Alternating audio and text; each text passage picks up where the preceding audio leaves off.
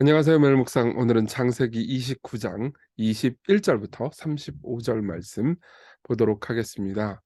네, 이제 우리가 어제 봤던 것은요, 야곱이 라헬에게 뭐 완전히 사랑에 빠진 그런 장면을 봤죠. 예.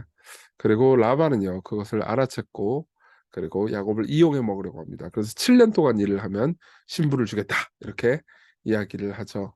그래서 어떻게 됐습니까? 야곱은요, 7년을 며칠처럼 여겼습니다. 열심히 일을 해가지고, 이제 드디어 내 사랑하는 라헬을, 내가 한눈에 반한 이 라헬을 내가 아내로 맞을 수 있겠구나, 그러면서 기뻐했을 겁니다. 그리고 21절 보도록 할게요. 야곱이 라반에게 이르되, 이제 7년이 됐습니다. 내 기한이 찼으니 내 아내를 내게 주소서. 내가 그에게 들어가겠나이다. 이게 들어가겠나이다가 이제 성적인 어떤 함의를 지닌 단어거든요, 히브리어에서. 그러니까 이제 뭐 성역으로도 이제 꽉 차 있는 거예요. 그래서 어떻게 하냐? 라반이 그곳 사람을 다 모아서 결혼식을 합니다. 잔치를 딱 해요. 그리고 저녁에 그 딸 레아를 야곱에게 데려가요. 그러니까 여기서 저녁은 이제 한밤을 의미합니다. 그리고 야곱은 술에 진탕 취했던 것 같습니다. 그래서 레아인지도 모르고 그에게로 들어가서 하룻밤을 보내죠. 어떻게 된 겁니까? 라반이 사기를 친 거죠. 예. 야곱이 사기꾼이었잖아요. 근데 라반에게 오히려 사기를 당해요. 라반이 또 그의 여종 실바를 그의 딸 레아에게 또 시녀를 줍니다.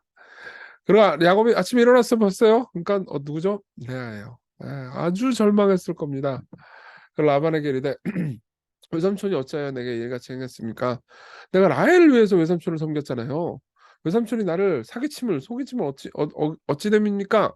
라반이 이르되 언니보다 아우를 먼저 주는 것은 우리 지방에서 하지 아니하는 바이라. 그러니까 이제 와가지고 뭐죠? 어, 예, 사기를 치면서 변명을 하죠. 그렇죠? 그러면서 이를 위해서 7일을 채우라. 우리가 그 도 내게 주리니 네가 또 나를 7년 동안 섬길지니라.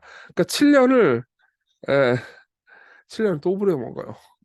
7년을 또 부려 먹습니다. 그러니까 14년 동안 부려 먹죠. 그러니까 사실은 이제 완전히 속은 거고, 그리고 야곱 입장에서는 분노할 만했죠. 근데 어쨌든 라반은 이렇게 이제, 그러니까 좀 약간 이렇게 좀 제가 이렇게 얘기하기는 좀 그렇지만, 레아는 라헬은 당시에 예뻤단 말이에요. 그러니까는 노동력이나 뭐 저기 지참금 같은 거를 높이 부를 수 있었을 거예요.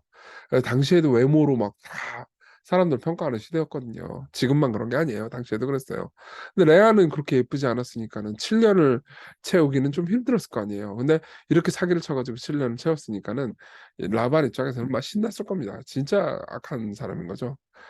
근데 야곱은 어떻게 합니까? 그대로 해요. 항상 사랑에 빠지면 이용을 당하죠. 그리고 7일 처음에 라반이요, 딸 라헬도 그에게 줘요. 그러니까 7일 지나고 나서 라헬도 결국은 아내로 여기게 됐는데 또 7년을 또 채워야 되는 상황이 된 거죠. 그 라반이 그의 여종 비라를 그의 딸 라헬에게 주어 시녀가 되게 하며 야곱이 또한 라헬에게로 들어갔고 그가 레아보다 라헬을 더 사랑하여 다시 7년 동안 라반을 섬겼습니다. 그러니까 졸지 아내가 둘이 되는 건데요. 불행한 결혼이 됐죠. 그런 상황에서 레아는 계속 사랑을 못 받습니다. 참 여러분들이 그러니까 보통 야곱의 감정이입을 하게 되잖아요. 그러니까 아유 야곱 불쌍하다 이렇게 생각할 수 있지만 여러분 레아 입장에서 생각해 보세요. 레아가 아빠가 야 너 들어가 그래가지고 야곱 왜 텐트 안으로 들어갔어요. 야곱이 자기를 뭐지 붙잡고 성관계를 합니다. 그렇죠? 그러고 나서 이제 결혼을 한 거잖아요. 근데 신랑은 자기가 신부인지 알지도 못하고 결혼을 했는데 아침에 일어나죠. 뭐야 이러는 거예요. 여러분 생각해보세요. 신혼 첫날을 보내고 나서 아침에 일어났는데 내 옆에 있는 배우자가 뭐야 너 왜 누가 이러면은 기분이 어떻겠습니까? 끔찍했겠죠. 그러니까 사랑받지 못함을 보고서 그의 태를 여셨으나 라헬은 자녀가 없었어요. 그러니까 하나님께서 불쌍히 여기셨습니다. 사랑받지 못한 레아를. 그러니까 하나님께서는 늘 그러세요.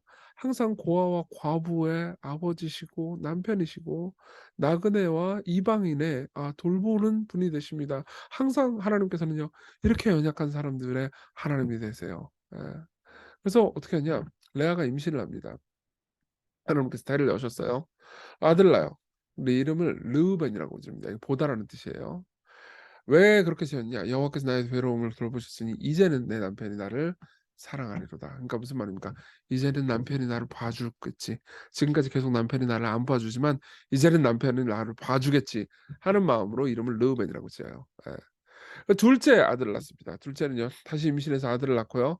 이르되 여호와께서 내가 사랑받지 못함을 들으셨으므로 내게 이 아들도 주셨도다 하면서 그의 이름을 시므온 듣다고 했습니다. 그러니까 마음속으로 이렇게 생각한 거죠. 이제 남편이 내 말을 들어주겠지. 예. 그가 또 임신합니다. 아들을 낳고 이르되 내가 그에게 새 아들을 낳았으니 내 남편이 지금부터 나와 연합하리로다 하고 그의 이름을 레위 밀착하다라는 뜻이에요. 라고 하셨습니다. 그러니까 잘 안 안아줬던 거예요. 그러니까 이제는 남편이 나를 포옹해 주겠지. 이렇게 생각을 한 거죠.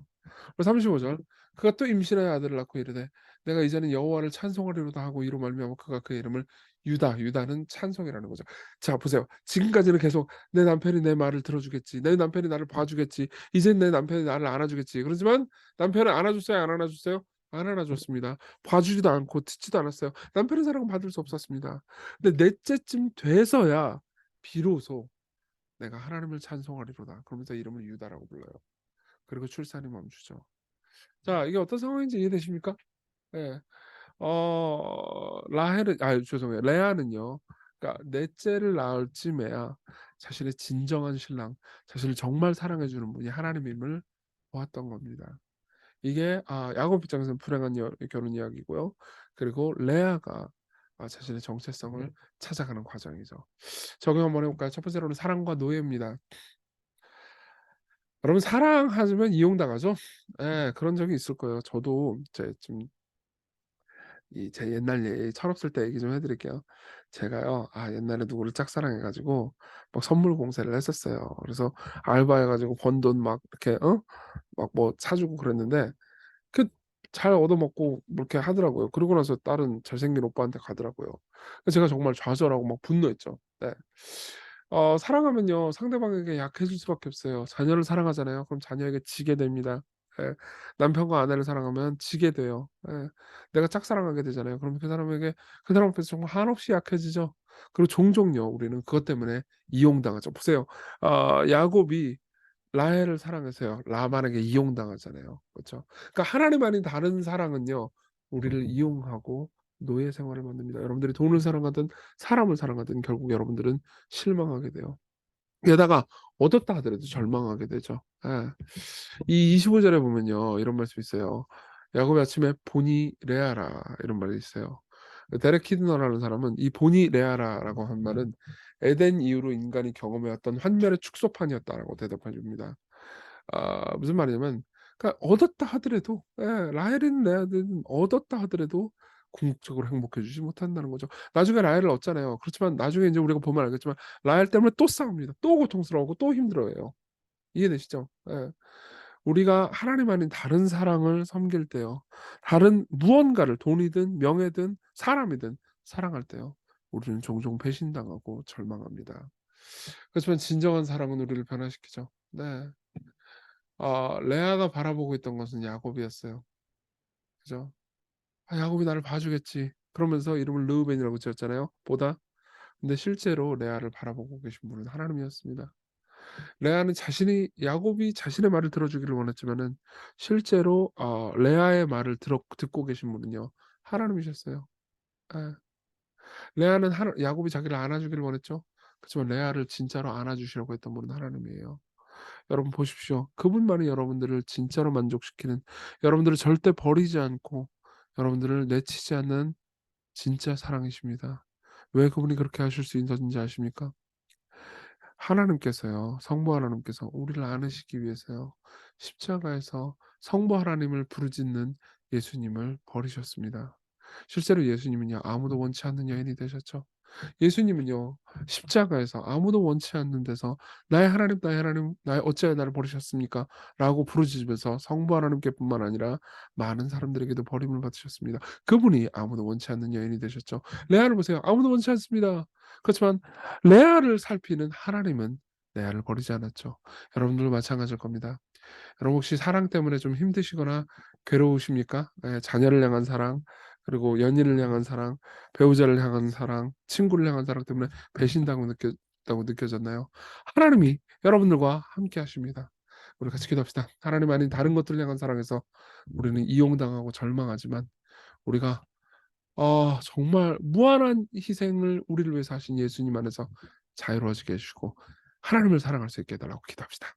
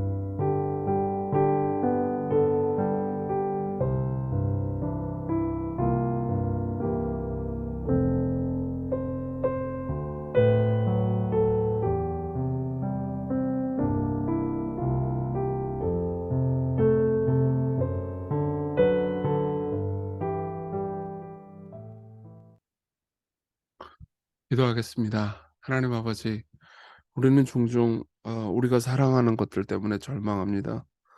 얻었다 한들 만족스럽지 않습니다. 그러나 우리를 영원히 사랑하시는 하나님 아버지, 당신의 사랑 안에서만 우리는 쉴 수 있습니다. 오늘 당신이 우리를 사랑하신다는 사실을 기억하며 굳세게 살아가게 해 주십시오. 예수님 이름으로 기도했습니다. 아멘. 네, 하나님의 사랑 안에서 기쁜 하루 되셨으면 좋겠습니다.